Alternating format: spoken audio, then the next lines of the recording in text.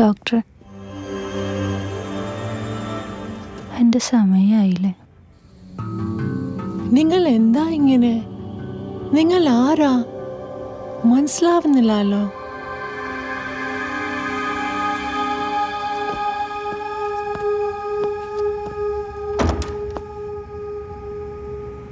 ഞാൻ ആരാ?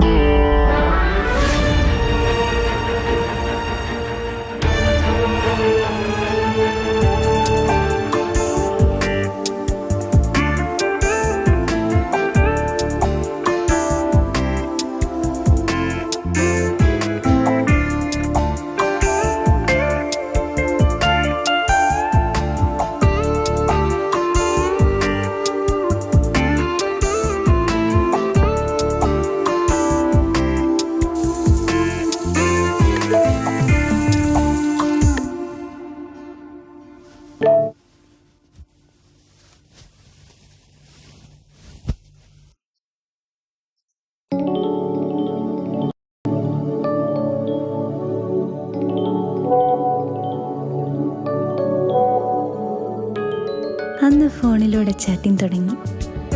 ആ ബന്ധം വളർന്നു. പിന്നെ ചാറ്റിംഗ് നിർത്തി സംസാരമായി. എപ്പോഴെല്ലാം എത്ര നേരം എന്നൊന്നും അറിയില്ല. ഒരുപാട് നേരം സംസാരിച്ചു. അതിനിടയിലായിരുന്നു ഞങ്ങളുടെ ആദ്യത്തെ കണ്ടുമുട്ടൽ. പിന്നീട് ഒരുമിച്ച് യാത്രകൾ ചെയ്തു. ഓരോ യാത്രയും ഓരോ വികാരങ്ങളായിരുന്നു. എപ്പോഴും അവനൊപ്പം ഉണ്ടാകണമെന്ന് ഞാൻ കൊതിച്ചു.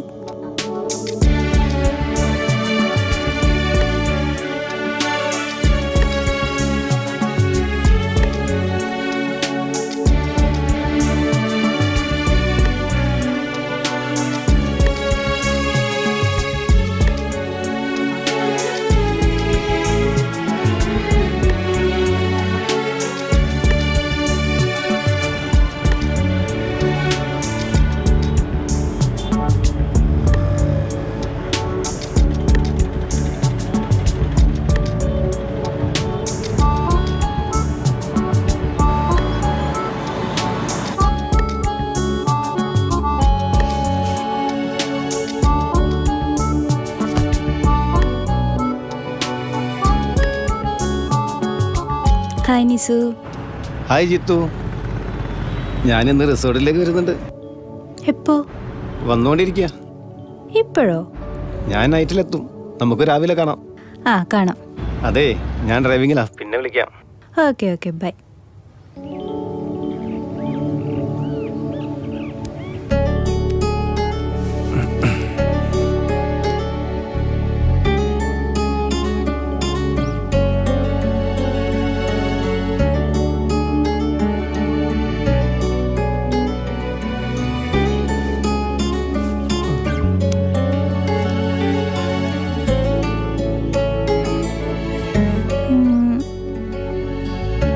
ഇന്നിനി വേണ്ട.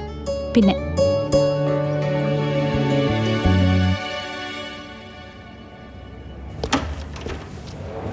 മരുന്നുണ്ട് കേട്ടോ.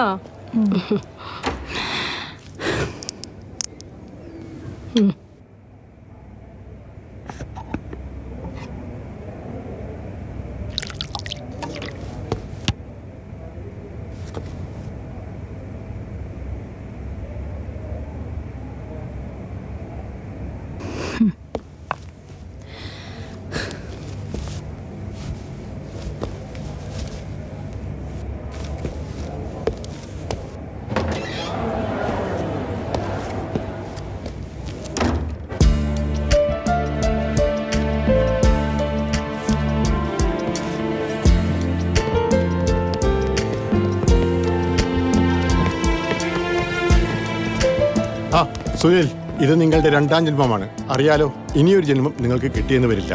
അതുകൊണ്ട് സൂക്ഷിച്ച് ജീവിക്കുക. Good morning madam. Good morning. Good morning. All well?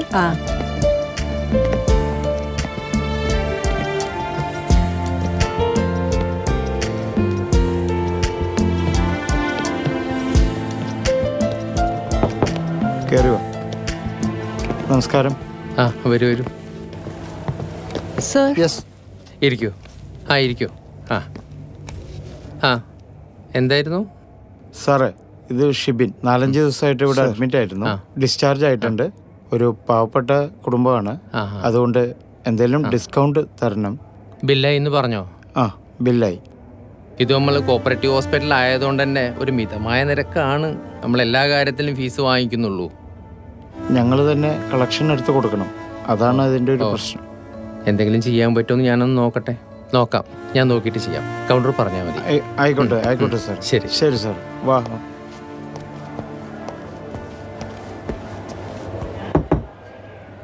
Yes, come in. Sir? Sir, I just visited the patient in room 23. She is deteriorating. This is her file. Tell me the details. Her oxygen saturation is not maintaining. With oxygen, it's at 80%. Her BP is low. Pulse is around 52.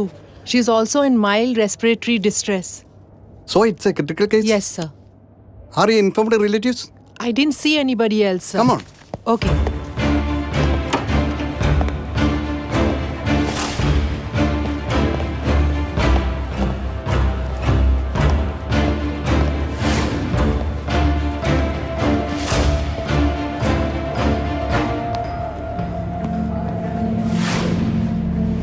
You carry on.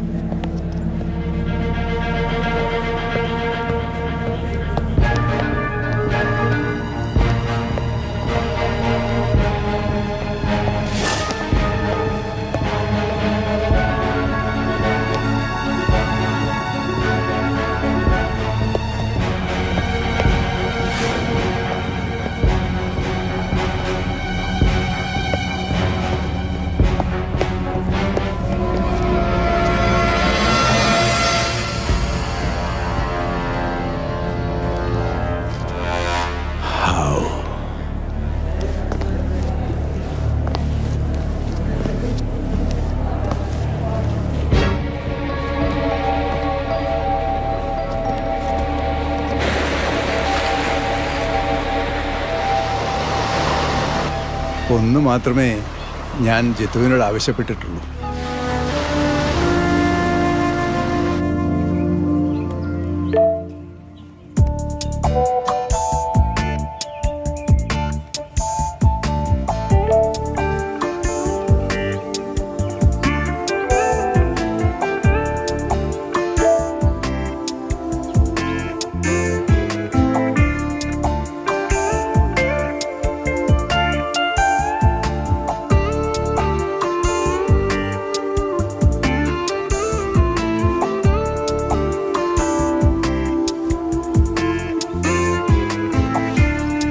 നിക്ക്, ഇനിയെങ്കിലും നിർത്തിക്കൂടെ? ഞാൻ ചെല്ലാന്ന് പറഞ്ഞു. പോകാതിരുന്നാൽ പിന്നെ വണ്ടിയോ? വേണ്ട, car വരും.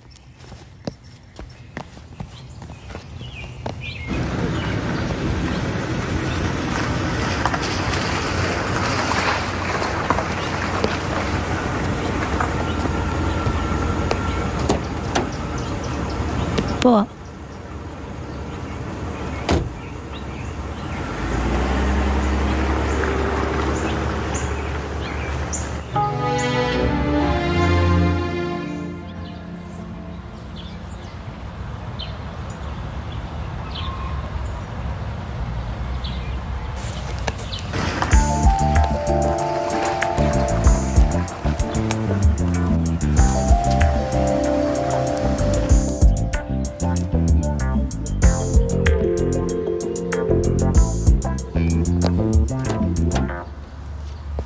Hi. ആ, ഇതിനു മുമ്പ് ഇവിടെ വന്നിട്ടുണ്ടല്ലേ? ഒരുപാട് പ്രാവശ്യം. വരൂ.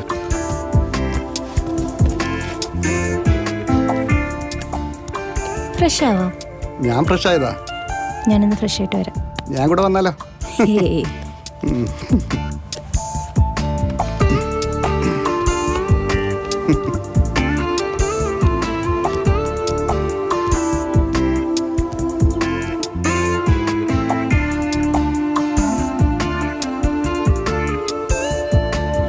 പറ്റിയടോ? ഒട്ടും ഇഷ്ടമില്ലാതെയാണോ ഇതെല്ലാം ചെയ്യുന്നത്?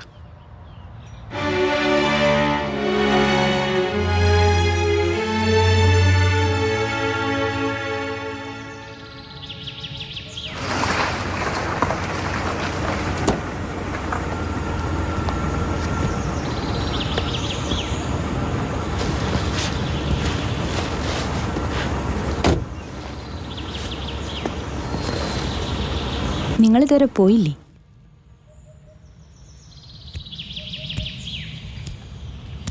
ജിത്തു, ഞാൻ വീണ്ടും ചോദിക്കുക, നീ ആരോടാണ് പ്രതികാരം ചെയ്യുന്നത്? നിന്റെ ശരീരത്തോടോ അതോ നിന്റെ മനസ്സിനോടോ? അല്ലാതെ നീ ആർക്കെതിരാണോ അവരിതറിയുന്നുണ്ടോ? നിന്റെ ശരീരം തേടി വരുന്ന അവർക്കതിൻ്റെ ആവശ്യമില്ല. അവർക്ക് നിന്റെ ശരീരം മാത്രം മതി. നിങ്ങളും ആ ശരീരം തേടി വന്ന ആളല്ലേ?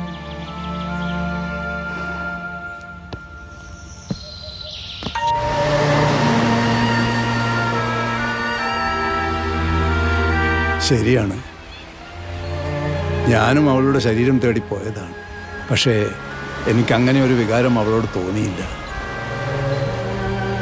പിന്നീട് ഞാൻ അറിഞ്ഞു, തൻ്റേത് മാത്രമെന്ന് പറഞ്ഞ് അവളുടെ ഉള്ളിൽ ബീജം നിക്ഷേപിച്ചൊരാൾ, പിന്നീട് ഒരിക്കലും അവളുടെ അരികിലെത്താത്തൊരാൾ, അത് നിങ്ങളായിരുന്നു. അവളുടെ ശരീരം ഓരോരുത്തർക്കായി കാഴ്ചവെക്കുമ്പോൾ അത് നിങ്ങളോടുള്ള പ്രതികാരമായിരുന്നു. അവളെ തിരുത്താൻ കഴിയില്ലെന്ന് എനിക്ക് മനസ്സിലായി.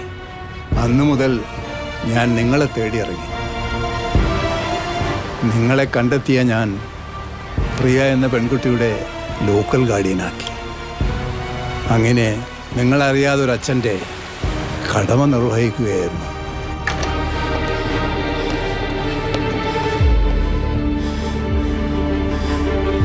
Adrenaline. Fast.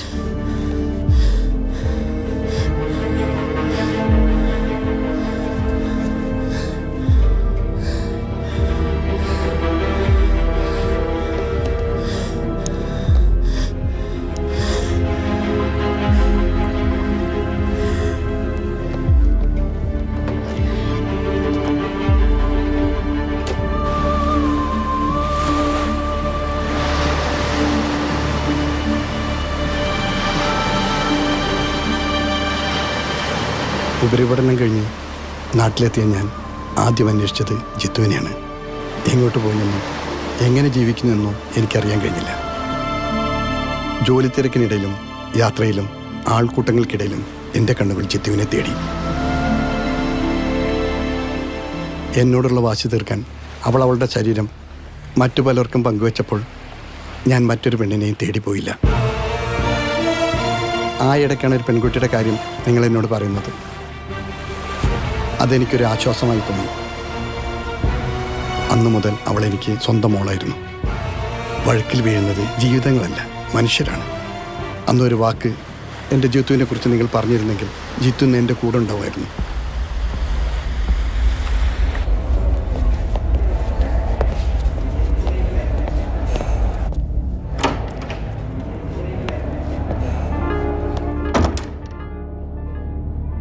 പ്രിയയുടെ പേഷ്യൻ്റ് എൻ്റെ ജിത്തുവാണ്, നിന്റെ അമ്മ.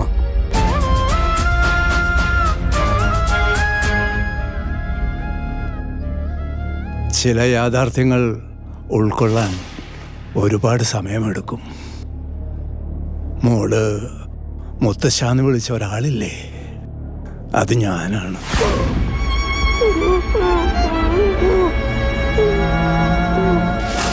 എനിക്ക് ജിത്തുവിനെ കാണണം.